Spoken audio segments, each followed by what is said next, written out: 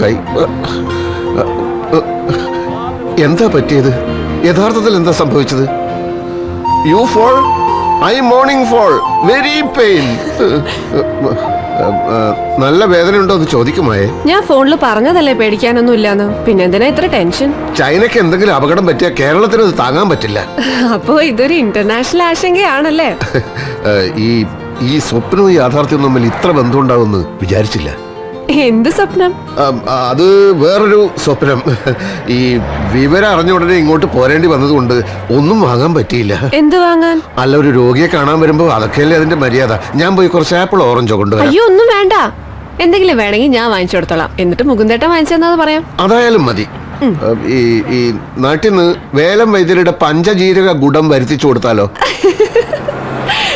എന്താ ഉദ്ദേശം? പഞ്ചജീരക ഗുണം വളരെ നല്ലതാണ് ഒടിവിനും ചതവിനും. അതല്ല ഞാൻ ചോദിച്ചത്. വരണ്ടാന്ന് പറഞ്ഞിട്ടും ഓടിക്കതച്ച് വന്നത് എന്തിന്? അത് എനിക്ക് മനസ്സിലായി. എന്ത് മനസ്സിലായി? ഇവളോട് എന്തെങ്കിലും പറയാനുണ്ടെങ്കിൽ പറയാം, ഞാൻ പറഞ്ഞോളാം. ഞാൻ ആപ്പിൾ വാങ്ങിയിട്ട് വരട്ടെ? ആപ്പിൾ അവിടെ നിക്കട്ടെ, ഞാൻ ചോദിച്ചതിന് മറുപടി പറ. മുകുന്ദേട്ടന്റെ ഉള്ളിലിരിപ്പ് ഞാൻ ഇവളോട് പറയട്ടെ? അയ്യോ വേണ്ട.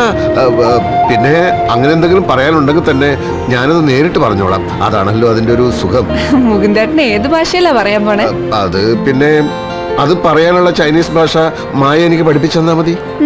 എനിക്ക് ജോലിക്ക് പോകാൻ സമയായി. ഒമൻ സോബ.